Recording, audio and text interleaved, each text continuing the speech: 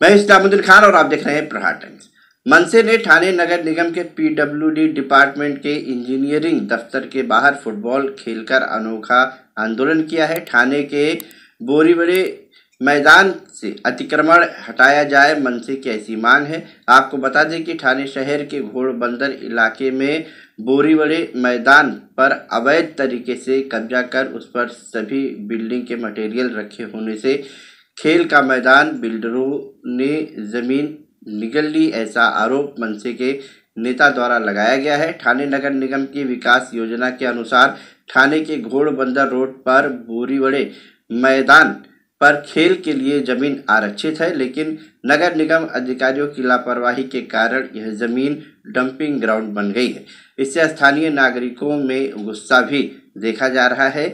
इस beach पिछले महीने से ही मनसे ने प्रशासन को पत्र लिखकर नगर पालिका को इस अतिक्रमण को हटाने के लिए कहा है और आंदोलन की भी चेतावनी दी है। साथ ही सिटी इंजीनियर हॉल के बाहर फुटबॉल खेलकर विरोध जताया। कहा कि अगर घोड़बंदर के बोरीवड़े मैदान में अतिक्रमण जल्द से जल्द नहीं हटाया गया तो मनसे अगली बार मनपा आयुक्त सौरभ राव के कक्ष के बाहर विरोध दर्ज कराएगी और इसकी पूरी जिम्मेदारी नगर निगम के सार्वजनिक निर्माण विभाग की होगी। मनसे नेता ने इस पूरे मामले को लेकर क्या कुछ कहा है, आपको सुनाते हैं। पूर्ण मैदान इथं खोदून काढलेलं आहे आणि त्या मैदानावर हे सगळं होत असताना गेल्या एका महिन्यापासून नगर अभियंत्यांना 3 वेळा पत्र देऊन झालेली आहेत। त्याच्यानंतर त्यांना क्रीडा विभागाने पण सांगितलं की साहित्य हटवा आणि मैदान खाली करा, कारण ह्याच्या पहिला एक मैदान होतं बाजूला, त्याचं पार्कचं आरक्षण होतं, ते त्या मेगा एंटरप्राइजेसला यांनी दान करून टाकलं मेट्रोच्या कामासाठी। दुसरं मैदान जे खूप महत्त्वपूर्ण मैदान होतं ते होतं बोरुडे मैदान, तिकडे आता साहित्य आणून ठेवलेलं आहे सगळं आणि मोठे मोठे पाईप आहेत, मोठे मोठे वॉटर डिपार्टमेंटचे पाईप आहेत बोलतात, पण क्रीडा विभागाची परवानगी नाही। क्रीडा विभागाने पत्र दिलं की ते पाईप हटवा, मग मुलं कुठे खेळणार? आम्हाला खेळायला जागा नाही, मग आता ही जागा पकडली, इथे येऊन खेळलो। कारण जर पालिका स्वतःचे मैदानं सुरक्षित ठेवू नाही शकत, पालिकेचेच अधिकारी मैदानावर अतिक्रमण करत असतील, ते त्यांच्याच विभागाला जर जुमानत नसतील तर ही भयानक गोष्ट आहे। आणि आज तुम्ही बघत असाल बोरुडे मैदान खणून काढलं, आरएमसी प्लांट बांधतो आणि त्या संबंधित व्यक्तीला एक साधं पत्र पण नाही दिलं पालिकेने का तू खाली कर म्हणून। एवढी भयानक परिस्थिती आहे ठाणे महानगरपालिकेची। आणि आता तुम्ही बघत असाल की मैदान कब्जा केलेलं आहे, एक महिना थांबायला लागतं। आमच्यासारख्या लोकांना पत्र देऊन हे लोक काहीच कारवाई नाही करत, म्हणून आज एक पाऊल उचलायला लागलं। आणि नगर अभियंत्यांच्या इथे आम्हाला असं आंदोलन करायला लागलं की त्यांना आत्ता तरी हे बघा, हा बॉल बघा, बॉलवर लिहिलेलं आहे बोरुडे मैदान अतिक्रमण मुक्त झालेच पाहिजे। हे बघा अतिक्रमणाचे फोटो आहेत सगळे, हे बघा।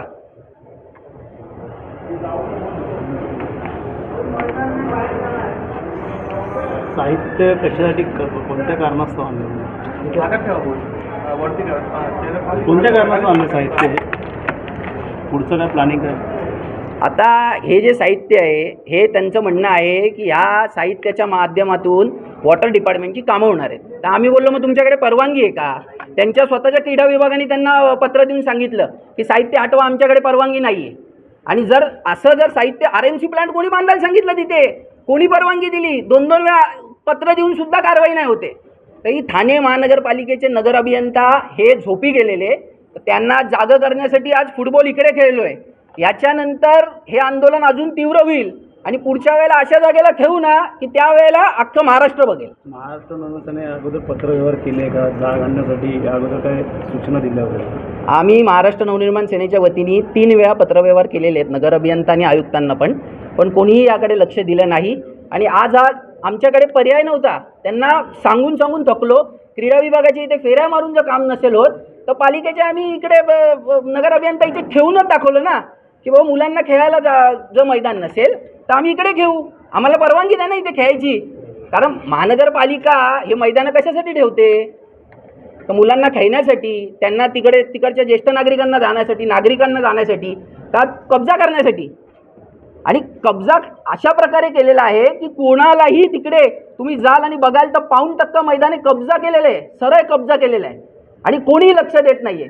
आणि हा कब्जा माझा आरोप आहे का नगर अभियंत्यांच्या वर्ध हस्ताखाली हा कब्जा झालेला आहे। नाहीतर ठाणे महानगरपालिकेमध्ये टपरी बांधा अतिक्रमण विभाग तुमच्यावर कारवाई करतं आणि गेले 1 महिना झाले नगर अभियंत्यांचा वर्धास्थ असल्यामुळे तिकडे काहीच कारवाई झाली नाही आहे. म्हणूनच नगर अभियंत्यांच्या इथे फुटबॉल घेऊन आम्ही निषेध व्यक्त केलेला आहे. काय आता मार्ग निघेल का, या तुम्हाला भेट देतील का अधिकारी? नाही, आम्ही भेट घेणं हे आमचं यामागचं उद्देशच नाही आहे. आमचं उद्देश हे की लोकांपर्यंत ही गोष्ट पोचली पाहिजे आणि पालिका आयुक्त साहेबांपर्यंत पोचली पाहिजे की अशा प्रकारची अतिक्रमणं जर पालिकेच्या अधिकाऱ्यांच्या वर्धास्ताखाली होत असतील तर मग सामान्य नागरिकांनी जायचं कुठे आणि कोणाकडे बघायचं?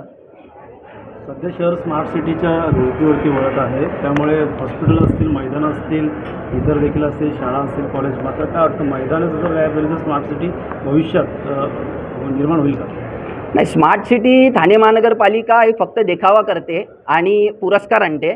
पण खरं बघत असाल तर आज ठाणे महानगरपालिकेची एवढी बिकट अवस्था आहे की शौचालयाची अवस्था जाऊन तुम्ही बघा. ठाणे महानगरपालिकेने बांधलेले किती त्याची दुरवस्था आहे. तुम्ही जाऊन गार्डनची अवस्था बघा.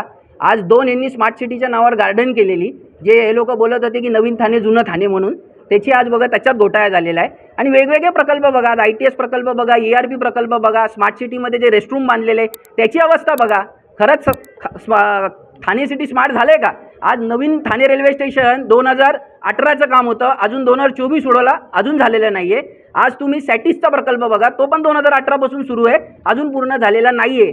सगळे प्रकल्प अपूर्ण आहेत. फक्त पैसा लाटण्याचा डाव ह्यामागे पालिकेचे अधिकारी करत आहेत.